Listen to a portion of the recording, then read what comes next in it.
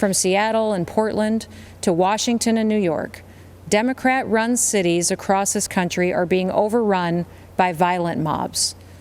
So that is a message we have heard from speakers at the Republican National Convention all week, including tonight. A picture of two Americas and a stark contrast to ongoing calls for racial justice in the streets of the United States. So for a closer look at this moment in the United States and its implications, all in the context of the Republican National Convention still underway, I'm joined by David Frum, senior editor at The Atlantic, Errin Haines, editor-at-large at The 19th, and Michael DuHaime, a Republican strategist. So, Errin, let's start with you. If we look at what's happening now, the shootings, the protests, the boycotts, in your estimation, does this do anything to alter the political landscape now, or are the positions so set? Well, I think what it does is that it shows that the national reckoning on race is happening, whether the Republican National Convention wants to acknowledge it or not. The convention opened this week as Jacob Blake was shot by police in Kenosha, Wisconsin. And the situation on the ground in Wisconsin has been escalating, even as the president and his surrogates have really not addressed either that shooting or the larger issue of systemic inequality in policing. You had the Democratic nominee, Joe Biden, saying that he's met with or spoken with the family today, addressing these issues. But I think that what is apparent is that this election is existential for a lot of the Black voters that I talk to. And they are wanting to hear from whoever is going to be the next president about what their plan is to keep them safe in the dual pandemics of coronavirus and systemic inequality. Okay, so we're on night 3 of this convention, one more to go. As a Republican strategist, Michael, what do you think this moment changes for Republicans in particular?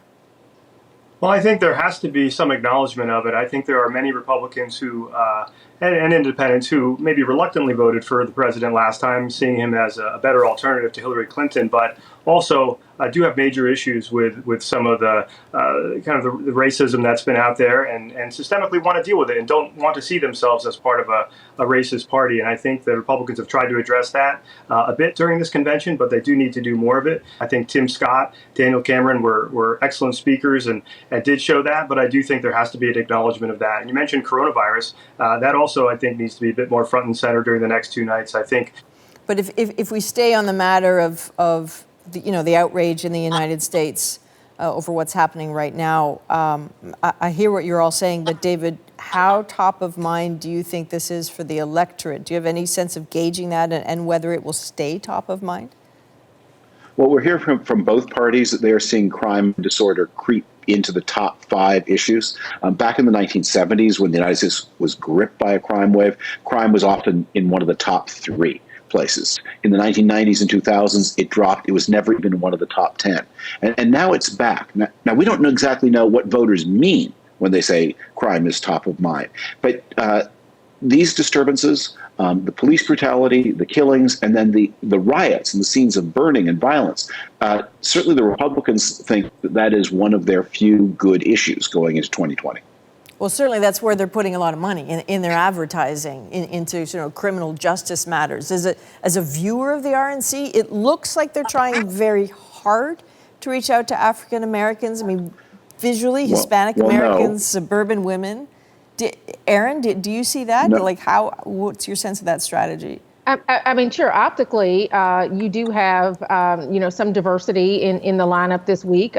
People of color, women, kind of front and center. But that does not match the rhetoric or the policy or the reality of the last 4 years of this administration. And Adrienne, I would just say, that there is a very easy solution to, anyone who would take issue with the scenes of destruction of property or violence happening in the streets and cities across the country. And that is simply to stop killing unarmed Black people in this country. That is the issue that these people have taken to the streets for several months now. That is, or several years, if I'm being honest. That is why you see athletes protesting in this moment, literally walking off the court rather than continue to entertain people in this moment of tragedy and trauma.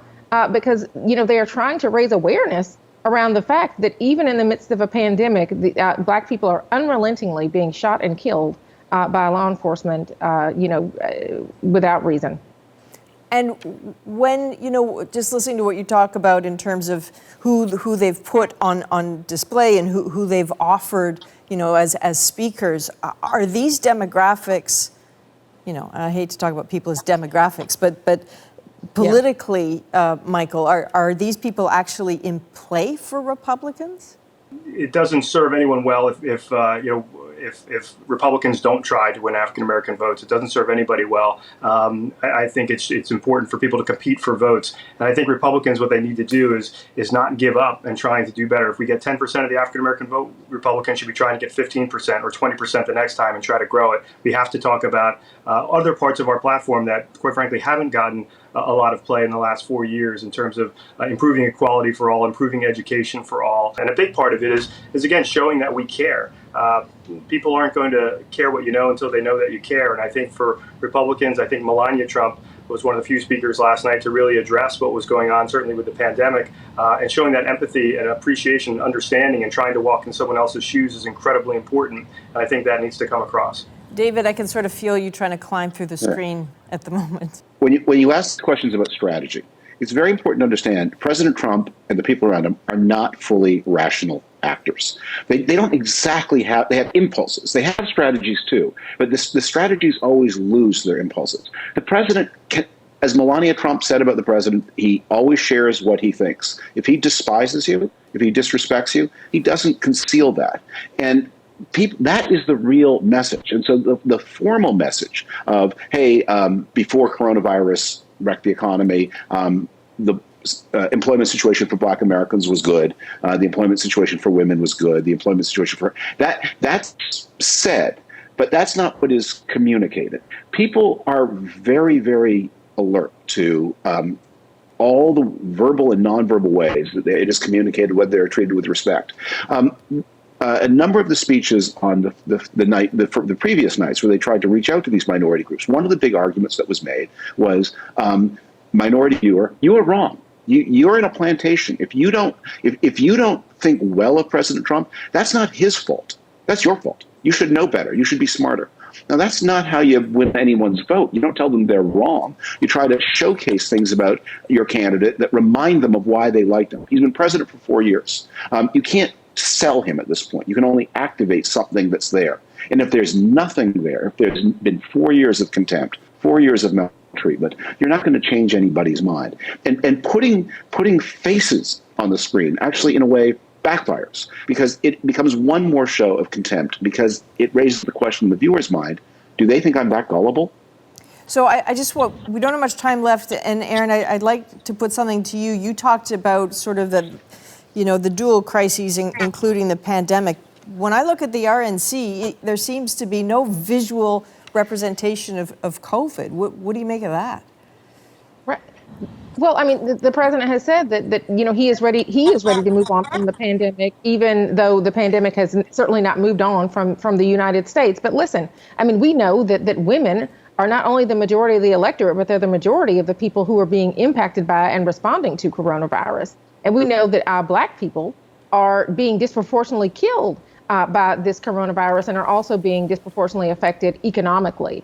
And yet, the president has has not really talked about a plan for addressing either one of those groups. We know that Black voters 4 years ago overwhelmingly rejected this president, although 13% of Black men voted for him. And so you see him definitely making overtures like pardoning the man last night out of Las Vegas on live television, and then highlighting the centennial of suffrage, which I would be remiss to not bring up, given that my newsroom is named for the 19th Amendment, but with a recognition of the omission of Black women who were sacrificed 100 years ago so that white women could get the right to vote in this country. And they were omitted again last night in this convention. So, again, the optics not really lining up with the reality. To David's point, this is not an election about what President Trump will do, as he pitched in 2016. It's a message about what he has done.